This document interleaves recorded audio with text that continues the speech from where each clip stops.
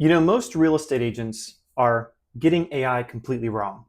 Not because they picked the wrong tool, but because they're thinking about it the complete wrong way. And until you fix the thinking, no tool is going to save you time or make you money, especially not AI. So, in the next few minutes, I'm going to hopefully change just one sentence in your head, one reframe that's going to change how you think about AI in your business entirely.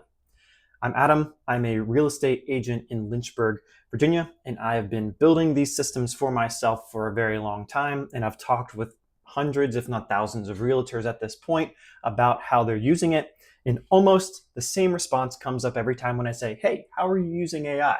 They say something along the lines of, "Oh, I use it for listing description or social media copy." Or, "Yeah, I use it to like renovate rooms. It's pretty cool." This is a fundamental misunderstanding of what AI's highest use case is, and it's not a technical thing. It is just a different way of thinking. So, the best way that I think we can go through this is to give you an analogy. So, meet Bob. Bob is really, really smart. Okay. And Bob knows how to code, aka talk computer language, and he can also do web research, and he can fully operate a computer, jump between apps, do all kinds of stuff. And he can do more. Now imagine you lock Bob in a box and you say, "All right, Bob, you stay right there and you can't do anything. I don't want you coming over here, but you can text me and you can send me images, and maybe every once in a while you can like check on stuff for me or like build a presentation." Still a useful Bob, all right? I'm not saying that it wouldn't be useful, but if you had the smartest guy in the room ready to work for you, ready to do things on a computer for you, an employee, is this how you would use Bob? No, it's not.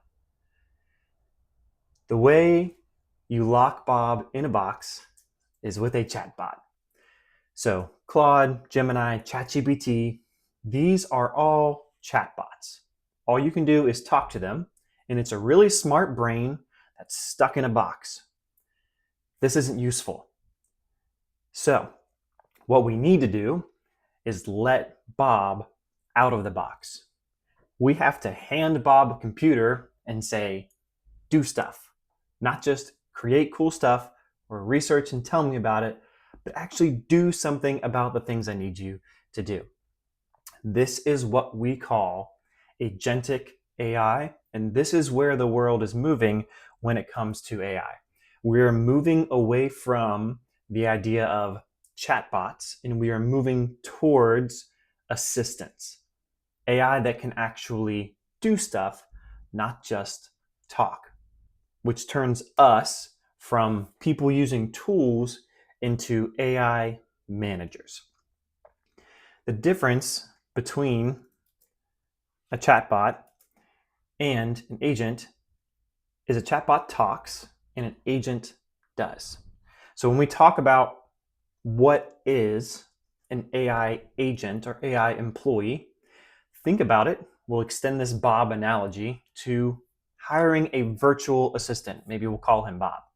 So let's say you want to hire a virtual assistant that does stuff on your computer for you while you're away. There's a few things that you need to give them in order to make sure that they are successful at their job. You have to give them goals. You have to give them skills. You need to give them tools. You need to give them context, and you need to make sure they remember it. So when it comes to goals, you have to give them what you want the outcome to be. They're not just here clicking around for fun. They actually have a reason for being here.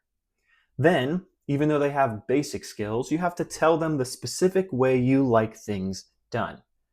That way they can do it on repeat. So for realtors, maybe this is a CMA or a listing presentation or listing input or writing a contract, right? These are skills that you have to teach them how to do.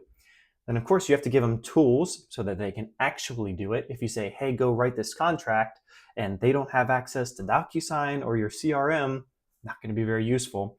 And then of course you have to give them context, overall context of the business, so they understand your clients, your particular market, your listings, whatever is specific to you, you have to give it all of this context so that when you hire this employee, in this case AI, it becomes actually useful.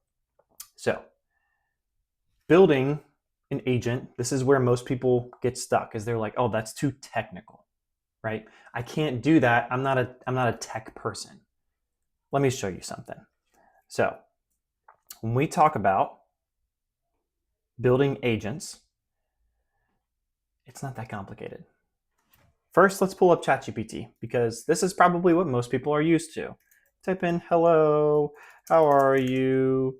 Go do this thing, right? And it'll give you a response. It'll ask you some questions. It's really smart. And yeah, it's asking me, okay, what do you want me to jump into? Great.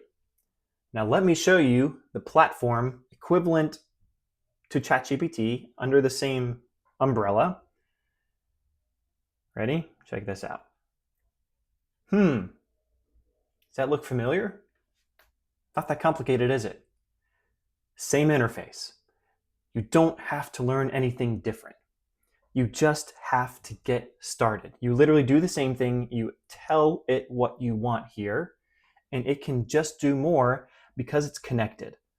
So plugins, these are the connections, aka giving it the tools and the place you want to go. Quite frankly, if you just gave it computer use and Chrome so it can go use the browser, it can probably do just about anything you need it to, but it does have some simpler connectors here if there's other ones that you need. But you just go here after you connect it and you just tell it to do stuff. That's it. It's really not that complicated. You become the manager instead of the doer, because it's not useful for you to still be just using it as a fancy Google, because you're just not going to get that much done that way. If you want a couple of secrets, the first one is automations.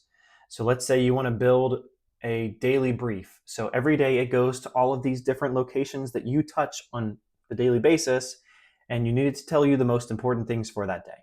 Maybe it goes to your calendar, your Gmail, your CRM, and it checks your listings and it says, these are the most important things today. Wouldn't that be useful? It's not that complicated. This can do it. There's a lot of, once you start thinking about it as a, oh, I have a virtual assistant that can just use my computer now, that is when it becomes useful. So if you hear one thing from this video, think about AI differently. Get Bob out of the box. Let Bob do work for you. Let the AI do work for you. That way you are just managing what the AI does, not actually doing the stuff that AI tells you to do. All it takes is switching the platform. If you're already paying for ChatGPT, you can get Codex for free. Or if you have Claude and you're paying for that, Code is literally just a tab over. Just start talking to it. And if you don't know where to start, you can just hit this little dictation button over here. Where's it at? There it is. Hit this little dictation button over here and just brain dump. Open your calendar and say, here's what I do every single day. Here's how I do it. Here's who I talk to. Here's how I talk. Just give it everything. You can literally brain dump for an hour if you wanted to. It'll dictate it and just say, okay, got it. And you just say, okay, help me. What can you do that I'm doing every day that you could do instead? And it's going to be smart enough to know this without you having to babysit it. Again, it is very, very intelligent. It is artificial intelligence. There will be things that you will do very well, and there will be things that this will do very well. And as you use it, you'll come to know these things and learn these things. If you wanted to kind of skip that learning curve and you wanted a meeting with me, I can leave a link down in the description.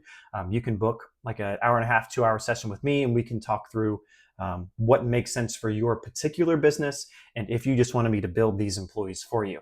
But either way, if you want to do this yourself, just get started. That is my biggest and highest recommendation to you now. So thank you for watching. If there's something in particular that you missed or you felt like I sped through too fast, just let me know. These videos are for you. I have nothing to hide. I have no secrets that I'm unwilling to share. So just let me know what you want to see. So thank you for watching, and I'll see you in the next one.